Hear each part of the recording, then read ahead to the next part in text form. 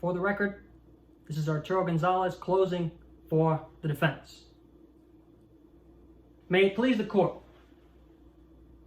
Members of the jury, the only thing that Mrs. Mel Tam is guilty of is being naive.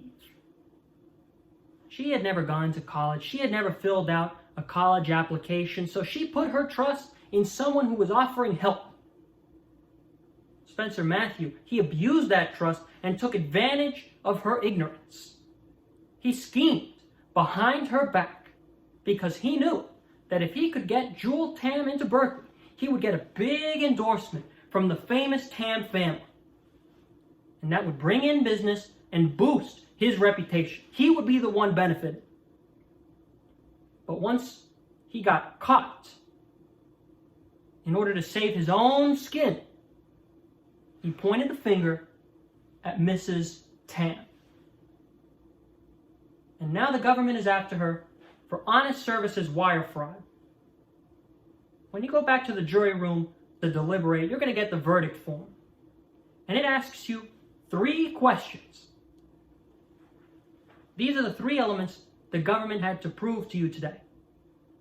First, did Mrs. Tam even know there was a conspiracy to begin with? 2, did Mrs. Tam intend to lie to the colleges and the examination corporations?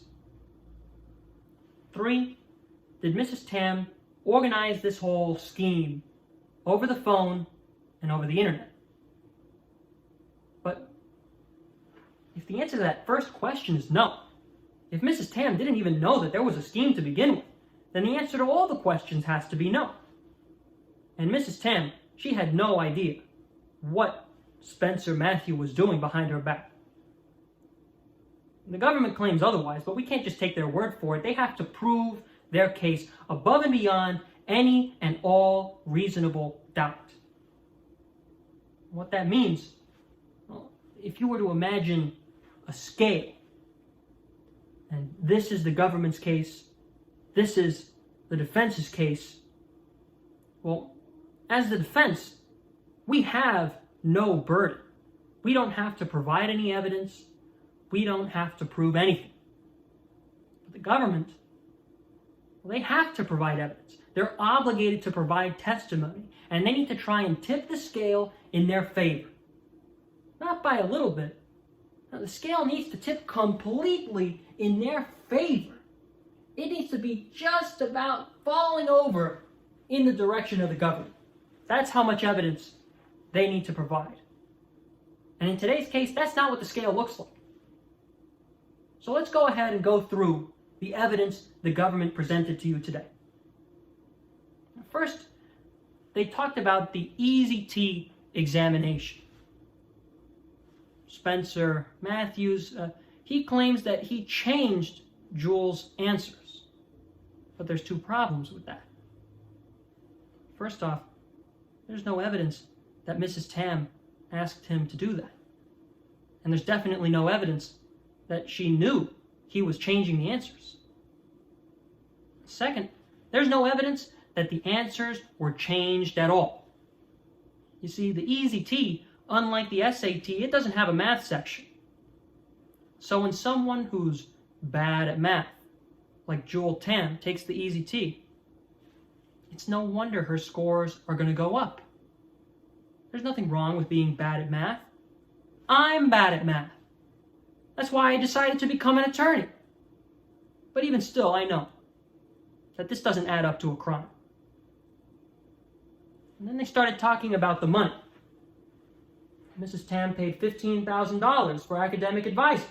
But you also learned that that's about the average amount anyone would pay for the same service. She also donated $140,000 to Front of the Classroom. But she couldn't have known that Spencer Matthew was stealing the funds from that charity.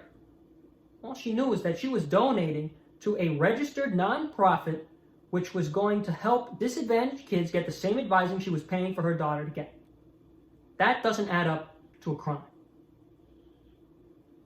Then the government started talking about Dr. Carla Gibo and her bogus diagnosis. But it was Spencer Matthew who set up the appointment and Spencer Matthew who set up the deal with the doc.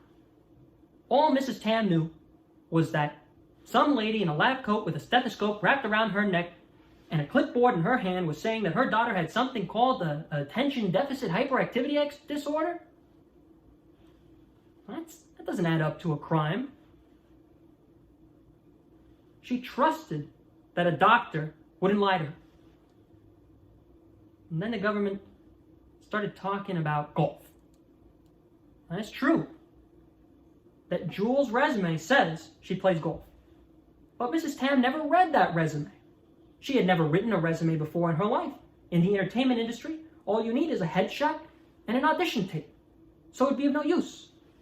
She trusted Spencer to read the resume and help her daughter write a good one to get into college. But when Spencer Matthew goes behind her back and starts writing lies on a document that she never saw, that doesn't add up to a crime. I've said his name a few different times now, or more than a few. So let's talk about the government's star witness in today's case, Spencer Matthew.